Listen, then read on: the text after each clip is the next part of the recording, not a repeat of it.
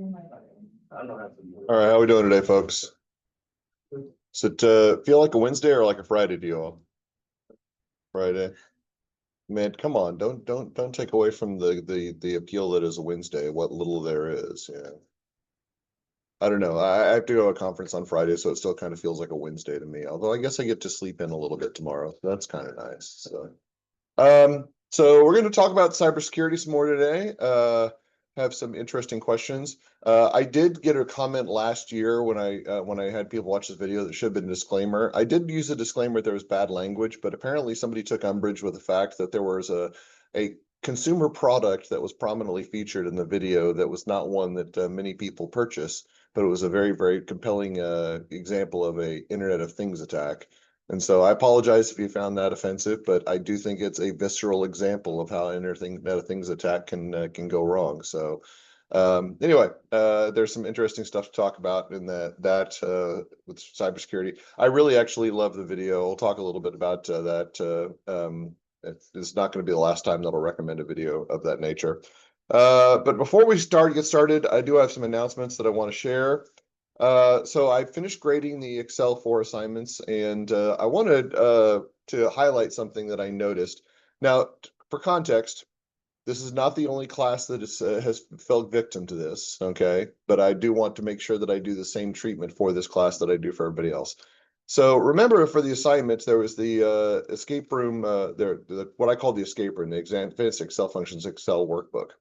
And you walked through and you did all your items, and then there was a discussion of what you should report on deliverables. And if you look at the note 3 that it says specifically create a separate Excel file for your Excel summary, do not upload a modified escape room workbook. Now I'm going to tell you that more than one person uploaded a modified escape room workbook. Now there's 17 people in the class. How many people want to guess what that number is? It was a little bit less than 14.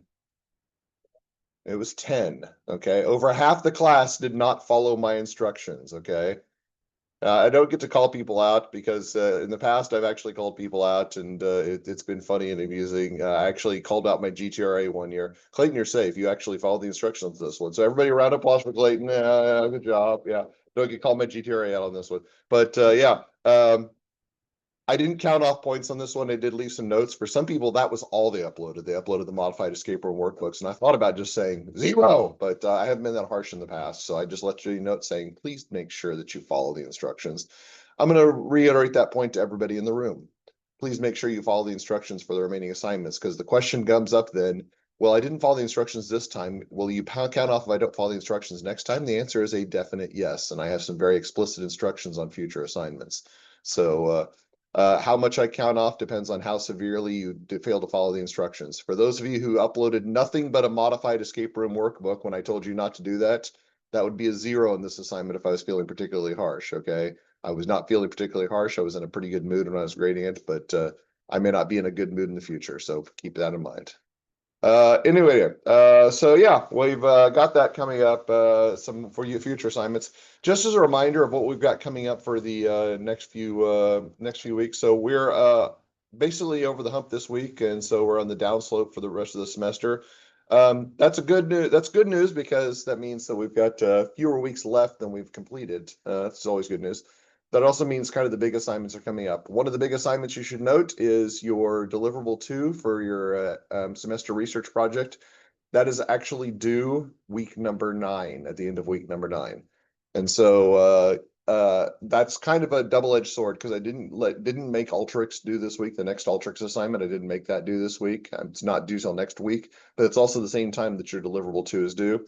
If you wait till the last minute to start working on those, you're going to find that you're not going to complete either of those effectively. So I recommend you keep that in mind. I'm not saying that you should work over break. The break should be used for the break, but you do need to be conscientious and make sure you keep that in mind, that you do have 2 different items that have to be done in addition to your other work in this class, which is going to be the target data breach for week 9. So yeah, please make sure you're aware of that and you've done everything that's necessary. You all have heard me say this in other classes before.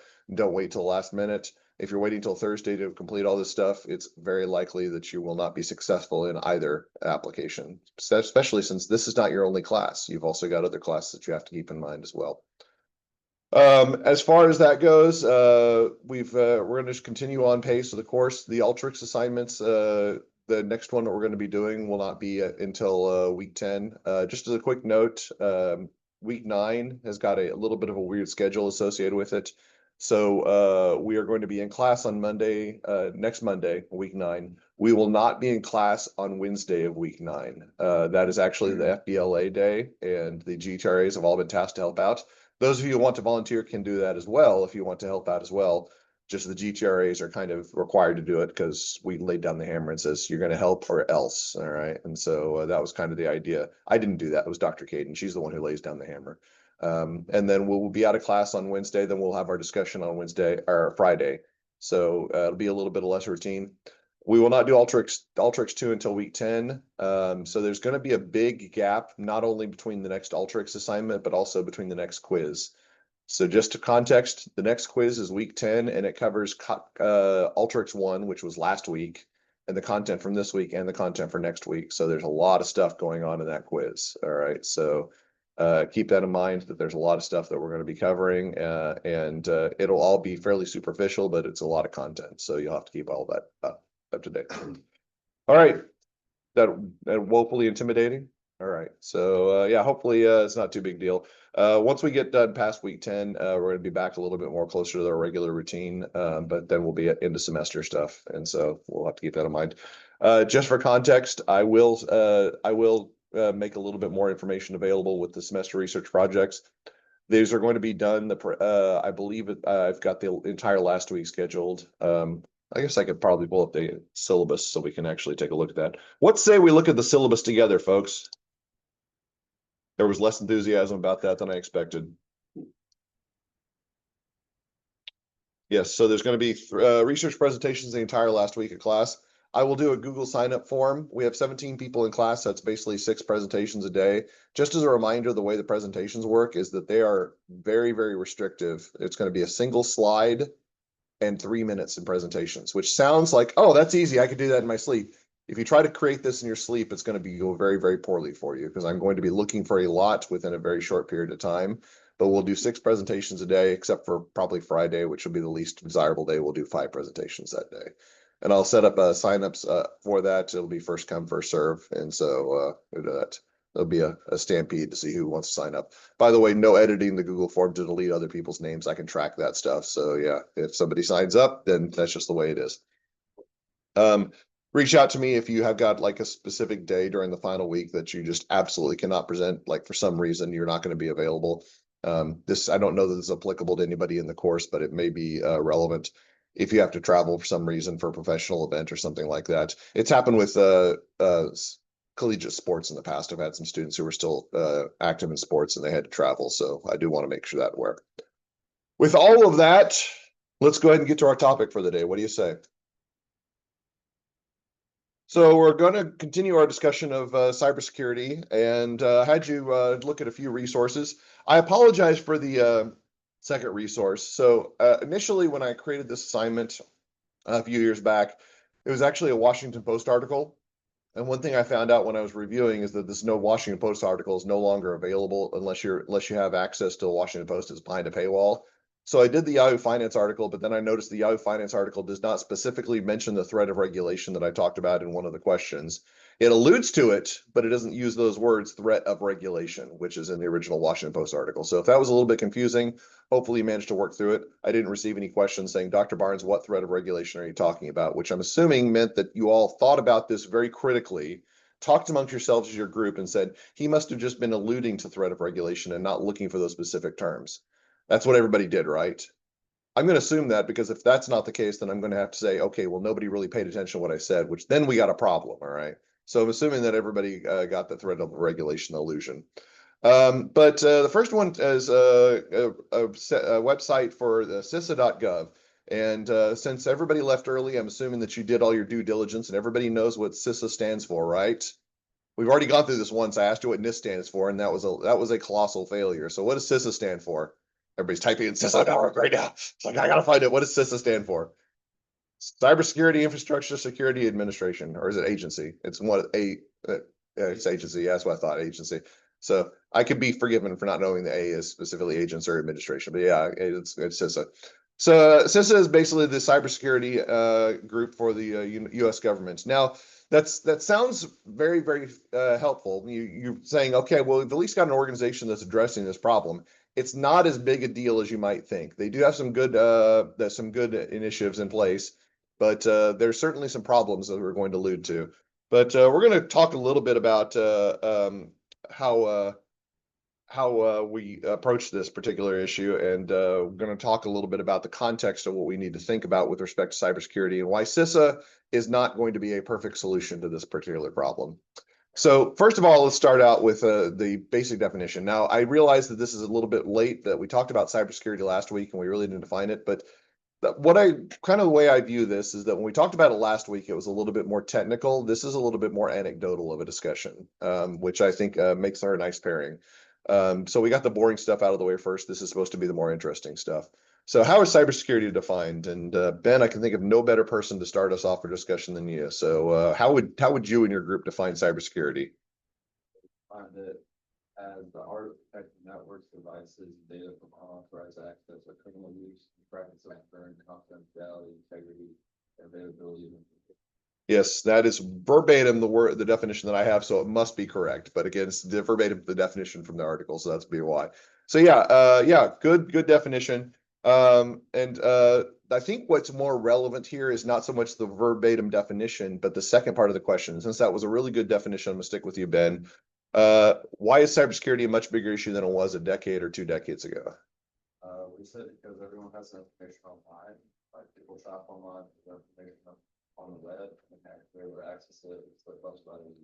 Yes, so everything is online nowadays. Everything is online. That's a really scary prospect because if everything's online, people have access to your identity basically 24/7. Does anybody think about that? Or do you just like, I ignore thinking about that or avoid thinking about Dr. Barnes because if I have to think about that, I'd lose my mind.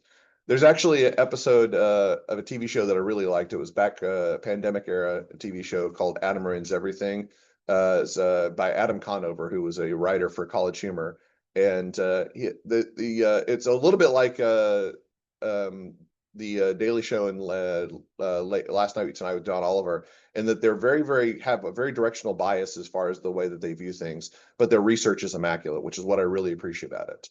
Okay, and one of the episodes they talked about the internet and how the internet has basically made all information available to anybody who wants it, and the only thing that really protects us is the fact that we've got these security protocols. So if you're saying, well, I'm just never going to put any of my information available out there, Dr. Barnes, I'm going to be safe. I got news for you. Your information is already available whether you like it or not. Okay. There's some information that you can volunteer, some information you have no control over. Has anybody ever gone to a website and they say, okay, we're collecting tracking your visit to information, and we're tracking information about you. You can opt out of some of that, but some of it we can't opt out of. What are those called, by the way? Cookies, yes. Some websites will give you the option of opting out of those. A lot of websites won't. When you go there, they're collecting information about you and they're trying to gather as much information as possible. And so if you've been online, which every single person presumably in this course has, if you've completed the course to this point without actually going online, kudos to you. I mean, I don't know how you did it. It's like, I've got a direct neural link to the internet, Dr. Barnes. I just uploaded to Brightspace through my mind. That's where we're headed, I think. Yeah, so everything's on there. Also, something we've alluded to, we've talked about, we're going to a little bit more detail. Something that we talked about already in a couple of contexts, but is important is how many devices are connected to the internet now than were connected 20 years ago? A lot, okay? So we talked about my air filter last week, and I was talking about why would an air filter need to be connected to the internet? It was just the weirdest thing. There's a whole bunch of different devices that are connected to the internet now, and those represent cybersecurity breach issues. And so there was some allusion to that in the John Oliver video as well. But if you think about the nature of connectivity, it's a lot different than it was. I'm going to go back 30 years because that's kind of their first internet experiences. There was definitely internet connectivity in the early 90s. I remember having an email address, but it was a lot different back then. It was basically emails kind of like, oh, cool, we can actually connect with somebody else who's got an email address. which is like 1 out of every 20 people had an email address back then. Then in 95, it kind of proliferated, but connecting to the internet was a lot different. Has anybody ever heard of the modem sound that connecting is like now it's kind of an archaic thing of the future, but used to be you had to use a phone line to connect. And then eventually it got it weird that telephone lines, if you've seen old TV shows or old movies, it used to be telephones weren't these things right here. Okay. These weren't telephones. Telephones were things that were installed in people's houses and in buildings, and you had to pick up. I know that's crazy, right? It's crazy the way things have changed in such a short period of time. But they had to be connected to the building. And so that was what the phone lines were for. Then they kind of transitioned into being both used mechanism for telephone and also mechanism for connecting to the internet. And then eventually people started using that more for internet because they started getting mobile devices, cellular devices. How common do you think these are? Like how frequent how long ago do you think it was before more people than not had cellular devices? I'd say it's only been about 25 years since more people than not had cellular devices, which I realize is Dr. Barnes, I haven't been alive for 25 years. That's like an eye blink of time to me. I still remember 25 years ago, but yeah, we're getting to the point now that your entire lifetime, everybody has basically had cell phones as kind of a matter of course. I think the iPhone was released in 2006, I believe it was the first iPhone. And so we're getting to the point that it's becoming increasingly commonplace. But yeah, used to be back 1995, some people had phones. I think I got my first cell phone when it was in 1997, and it was a flip phone. And I thought, oh, cool, I can actually send text messages. And the way you send text messages on a flip phone is that you had to use the numeric or the number dials. Like, okay, I want to say hello. I would say, okay, G or H. Okay, now there's H, and then I had to go to E. D E because remember there's the letters on the phone. I apologize, guys. I'm going way off kilter here, but yeah, the whole point of this was to say that we're a lot more internet connected. We're a lot more technologically embraced than we were 20, 30 years ago. And so cybersecurity is becoming a problem. Now, how big a problem is it becoming? How big a problem is cybersecurity becoming an issue? Just as a spoiler for the John Oliver video, how much had cybersecurity attacks? Now, remember, this video was filmed in 2021. How much had cyber attacks increased over a 3-year period? He talks about that. He actually mentions it. It quadrupled in a 3-year period, cyber attacks. And that was 4 years ago. How many want to guess what the scale is now? It's quadrupled again in that 4-year period. All right. And anecdotally speaking, when I gave this assignment, I had it as a 2-part assignment back in 2021. The second part was a list of recent cyber attacks that each group was going to individually talk about different cyber attacks. My first year doing this, the cyber attacks, this is 2021, my first year doing the cyber attacks that were recognized. Kaseya was one of them, which nobody had heard of Kaseya before the cyber attacks, and some other organizations, like a list of organizations nobody had heard of. And then a year later, I gave another list. Every single organization that was on that list was organizations that people had heard of. So they became more prominent, and they started affecting more prominent targets just within a year's length of time. That's just kind of scary. So moving on to the second question. According to the CIS article, what are the primary risks related to cybersecurity? All right, so there's quite a bit of risks, but there were there's specific ones listed in the CIS article or CISA blog piece. What were those items? Clayton.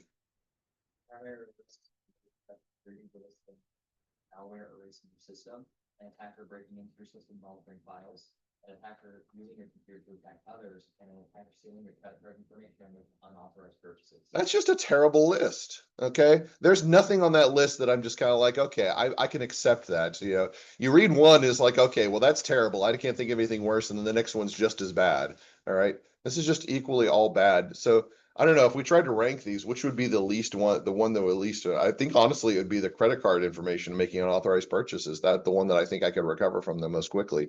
But none of those I like. None of those I like. So yeah, certainly we talked about that. There's going to be some concerns.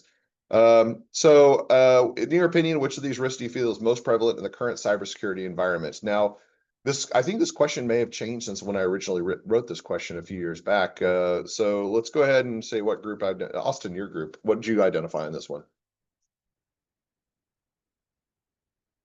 I still think that's still very, very common. And the interesting thing is I think it's almost unintentional nowadays because we share our credit card information so willy-nilly. And so the sites that we visit, like how many people shop on Amazon? I don't even think about entering my card information on Amazon anymore. It's just there because I've got a credit card through Amazon. It's like if it's not secure there, it's not secure anywhere. But it's there. And that's kind of common places that organizations we shop at, we share our credit card information. Are there other ways of saving credit card information that may not be the most secure?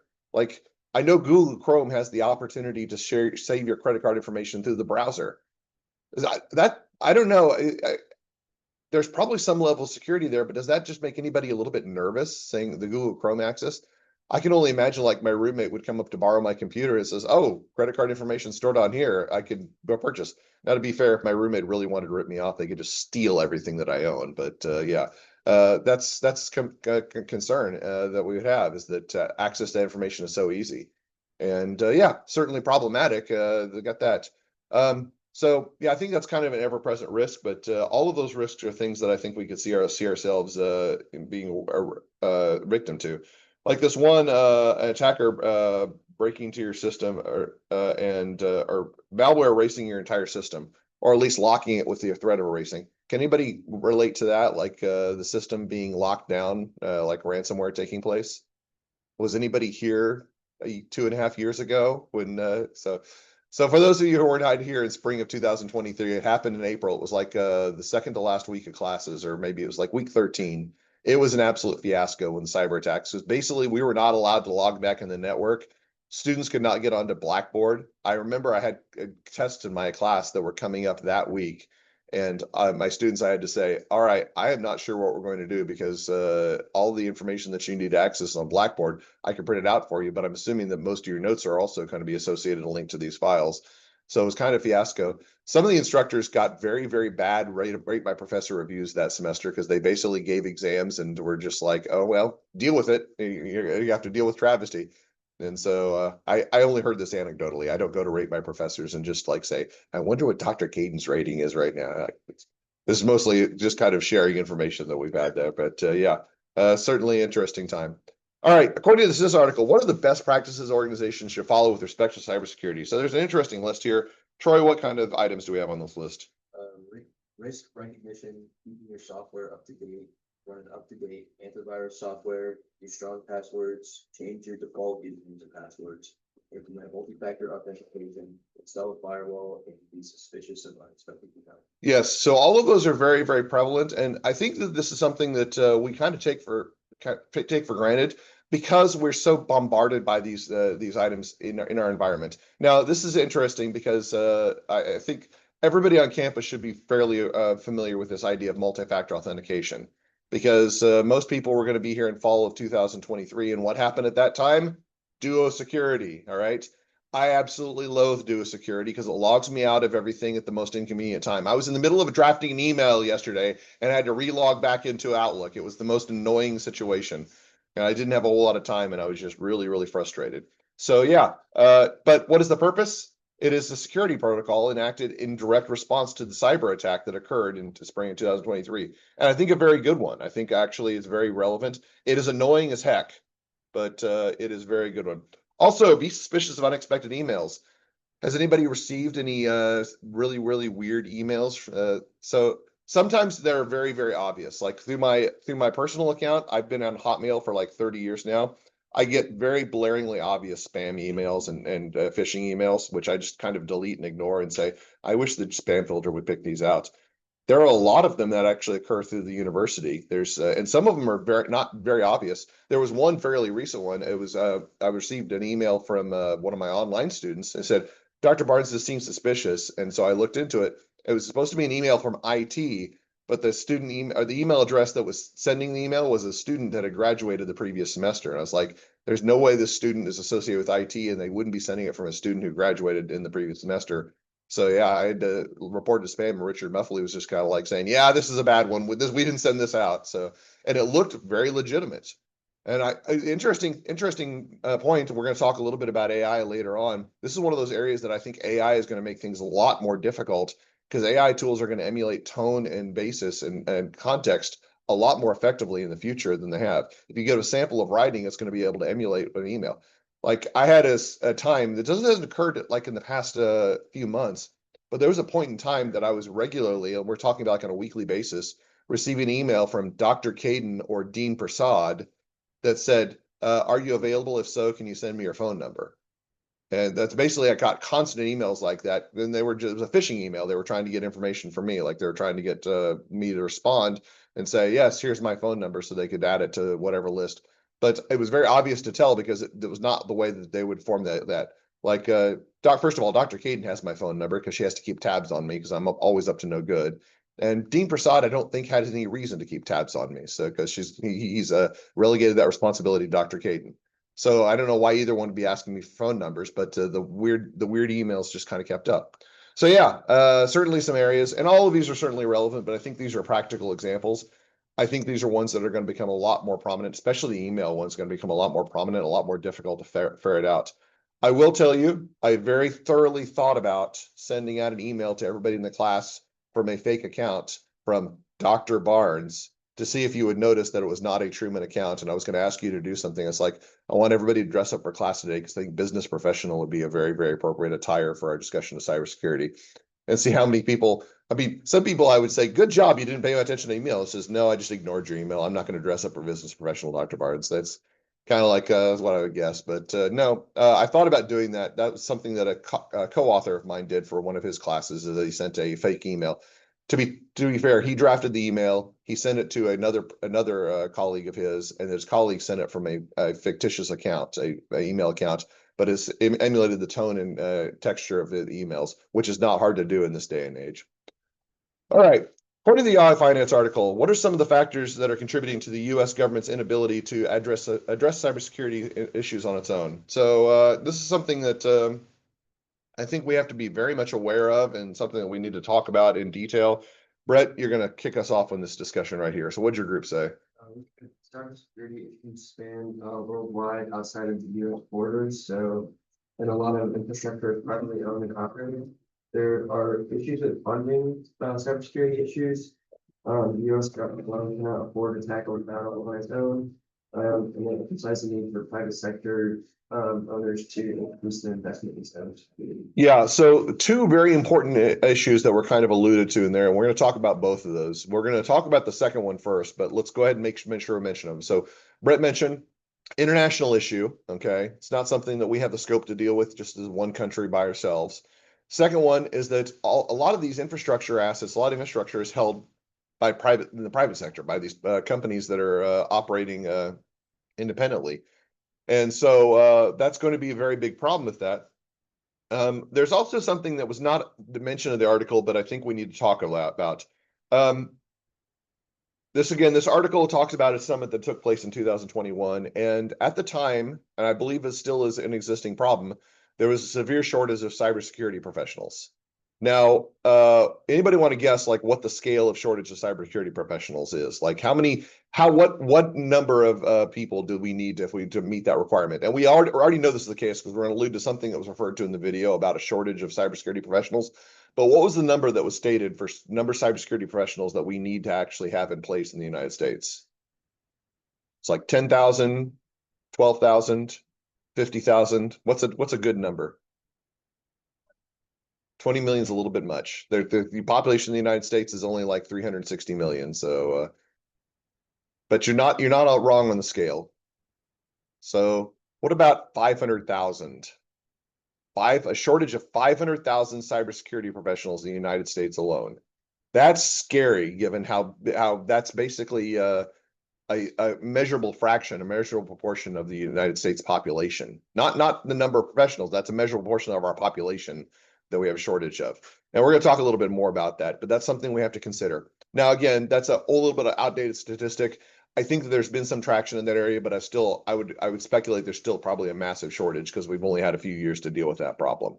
Now, does that mean that everybody can say, all right, well, Dr. Barnes is talking about cybersecurity, so that makes me a cybersecurity expert, and I can market myself like that. I'm going to leave public accounting. You're not quite there yet. Could you become that? Yes, I think everybody in this room has the potential to become a cybersecurity expert, but we're not quite there. Talking about cybersecurity does not make you a cybersecurity expert. That's going to require a little bit more knowledge of systems and infrastructure. All right. So moving on to question 5, environmental cooperation. So does the need to improve our cybersecurity infrastructure represent a contradiction of the normally independent organizations that comprise U.S. international capital markets? Back to you, Ben. What do you think? The,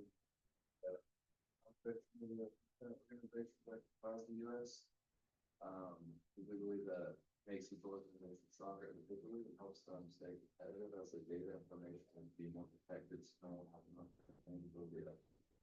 So yeah, there's an interesting perspective on that, and this is not necessarily a yes/no question. I think that there's some argument for a little bit of both.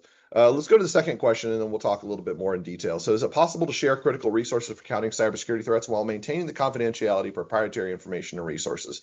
What'd your group say on that one, Ben? We believe that it's possible to share critical resources for countering cybersecurity threats as long as the organization has the same goals as do in regard to data security privacy. Okay, so what does the term proprietary information mean? Has anybody heard that term before? What does it mean? I've interpreted it as like information that is unique to the company Right. in order to make sure that like their resources are secure Mhm. to avoid others from like, you know, if you share trade secrets, so to speak, then there's the potential of that leaking out and other people hearing about it. But I remember when there was that, they had all those like data professionals in that one talk 2 years ago, and the guy from like MasterCard, I think, was like, I can't talk about this. Yeah.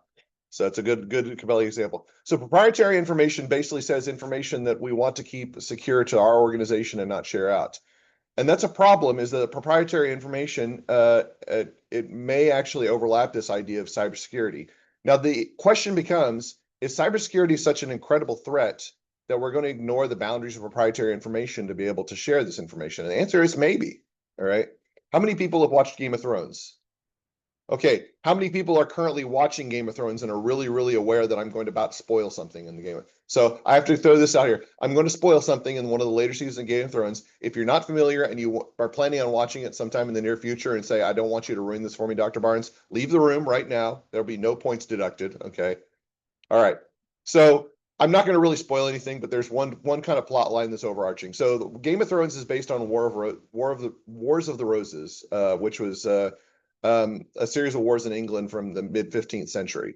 Obviously, there are no dragons in reality, but Game of Thrones kind of does take a little bit of free license.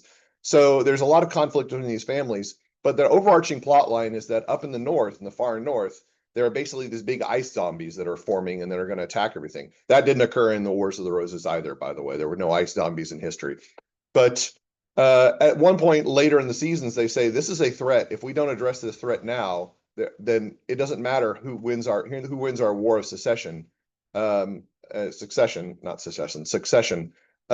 Basically, nobody will be around. So everybody who's fighting, these families that are all fighting each other and basically taking each other's lives and having these big war, they kind of say, all right, we're going to suspend our war and we're going to address the threat of the ice zombies. Cybersecurity is kind of the equivalent of ice zombies, is that yes, it would be better if organizations could operate independently, but if they do not address this infrastructure issue right now, there will not be organizations left. The ice zombie cybersecurity, the zombie, I don't know, I'm trying to come up with a good analogy, but the ice zombies will take over everything over, which is basically the equivalent of cybersecurity wrecking everything if we don't address the infrastructure issue now. So they basically have to do that. Now, yeah, that's kind of the analogy I came up with. I think it's a pretty compelling analogy if you have some familiarity or not, you know. If you're kind of like more intrigued now and saying, I didn't know there were ice zombies, I really need to watch this show, then yeah, something you should keep in mind. So moving on. The other finance article talks about government agencies be tasked with future cybersecurity initiatives. So cybersecurity infrastructure be regulated at the company level. So this idea of regulation, should cybersecurity infrastructure be regulated at company level? What's your group answer, Clayton? So we were a little bit about the wording about like regulating at the company level. We weren't sure if that was saying that the government should regulate the companies and how they're approaching it, or whether the company should self-regulate in their industry. Yeah, so I meant really the former, but I think the latter is also a reasonable approach. The government should regulate, it should regulate cybersecurity at a company level. Okay. Because, and the main reason why Well, there were a few points that we made about, like, I think that there is a risk of, like, if they regulate it, then, you know, the regulations maybe that were proposed by the government could end up being too complex and detailed for corporations to comply with, like there might be some confusion because each company has a different goal and what they may be trying to use cybersecurity for, like if it's a service company versus a goods company and all that stuff. So there were concerns, but we think that it might be important because, you know, it is something that is necessary eventually for the whole of our country. Yeah. So, yeah, this is something that I think we can make an argument that regulation should be important. Now, let's just use this. I'm going to use the negative proof for this. Let's talk about a situation where something that was regulated stopped becoming regulated. We're going to talk about specifically the energy industry in California in the early 2000s. So there was a company that was operating in California that basically they managed to get deregulation for energy. So do you think that they just kind of wrote it and said, oh, we're still going to have honest business practices? How many people think honest business practices prevailed then? So this particular company, what they did is they started initiating deliberate rolling blackouts of service during the summer. And then when the power came on, it says, wow, there's such demand for power. We're going to have to increase prices to be able to be able to maintain this. So they used these artificial blackouts as a justification for increasing energy prices in California. So yeah, that's one big threat of regulation is that companies can do stuff like that. By the way, does anybody know what the name of this energy company was? I say was. I'll give you a hint. They have a big letter E at the beginning of their name. Enron. Yes, just another reason to hate that company. Yeah. Yeah. So regulation certainly problematic. Now I want to leave the next question about cybersecurity infrastructure as a social good. I want to talk about that in the next part of the question. So there was this idea of a cascade effect on Kaseya. I want you to provide I think I said providing, but I want you to provide a brief list of entities that were impacted by the attack. So Austin, what's your group say on this one?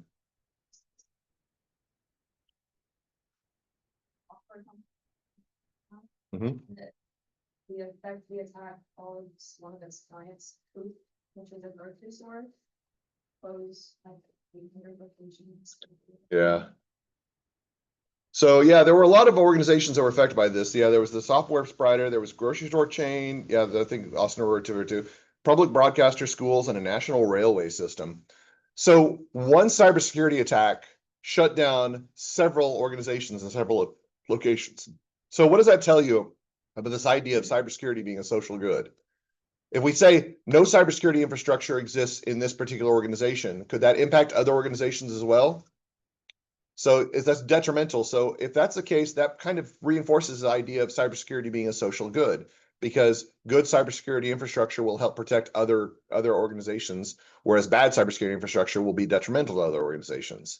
So that kind of reinforces the idea of why regulation might be important in this area. Now, moving on, John Oliver discussed several recent ransomware attacks that occurred in healthcare organizations, as well as the infamous Colonial Pipeline attack. Now, we're talking about healthcare in just a second, but the Colonial Pipeline attack, there was a little clip of the video where the guy was kind of getting excuses. It's not like he's like saying we had good cybersecurity protocols in place. It's not like everybody's using passwords Colonial 123. Okay.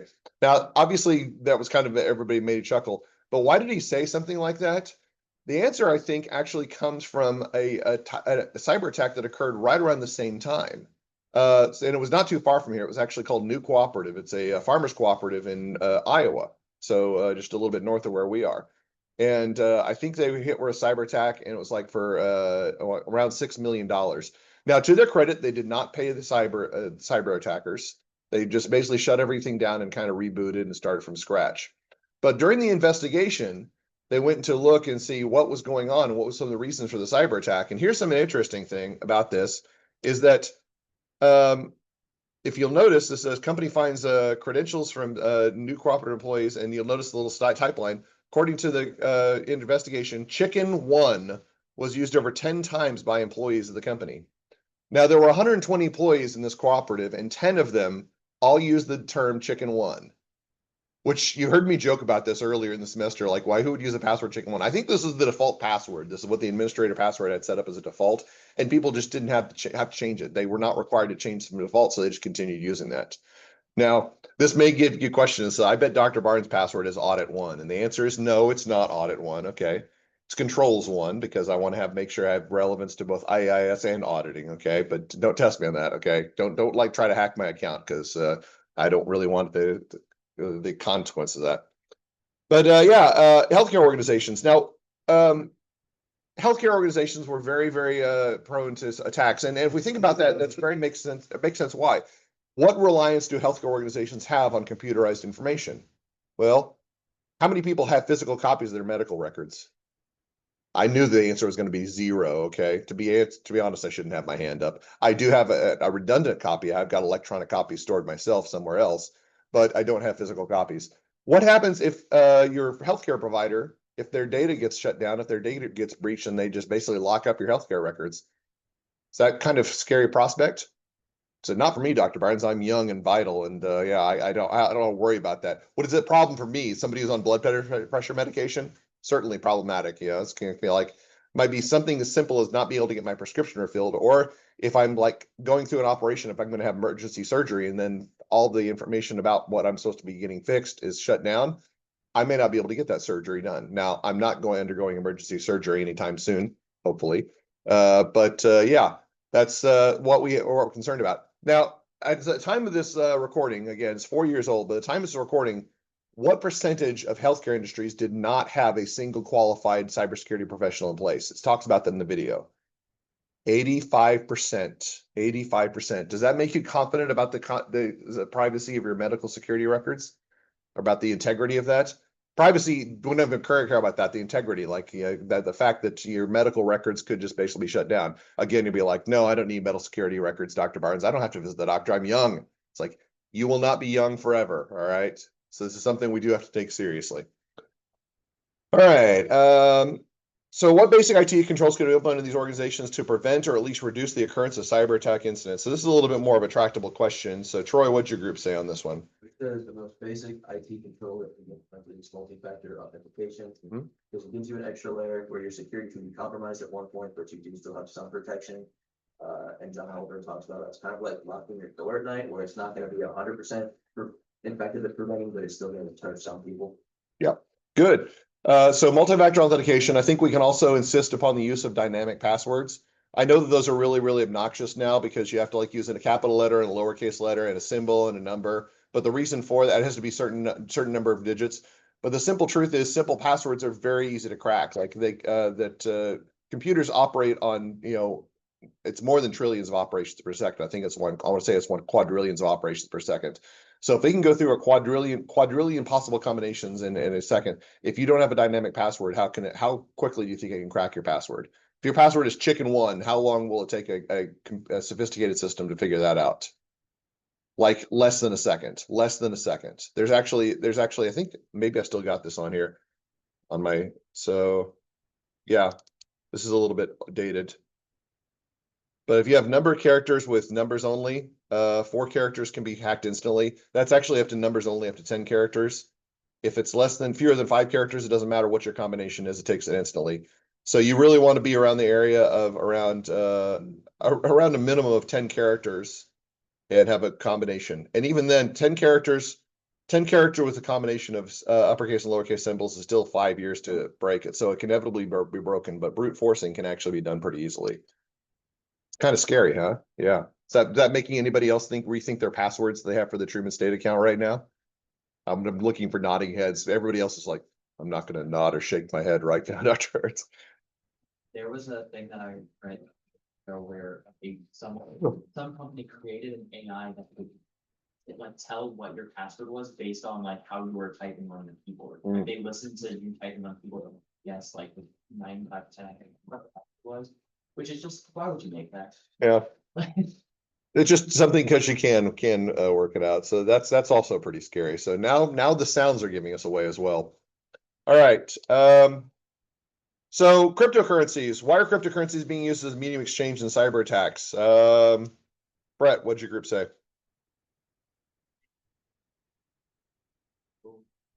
Yep.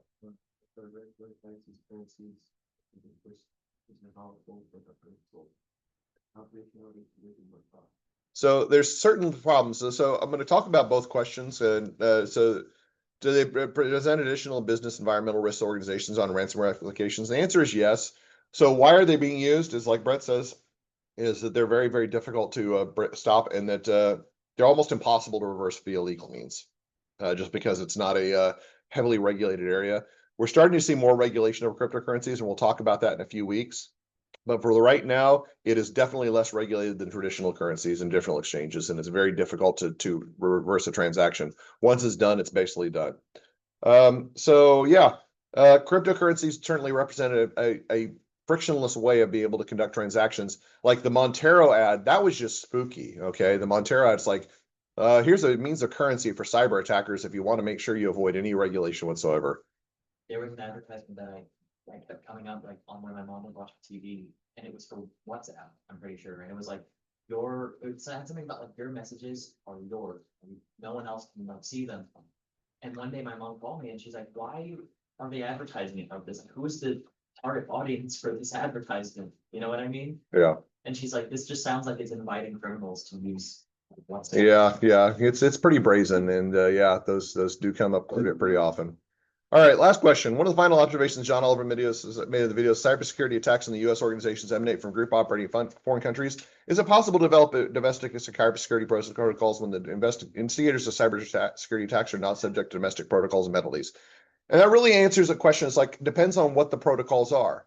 So what are the different categories of controls that we've discussed? There, we have two different categories of controls in general. And the first of these, I realize that I've talked about many different categories of controls, but I'm specifically referring to preventative, and then what's the other possibility? Detective and corrective.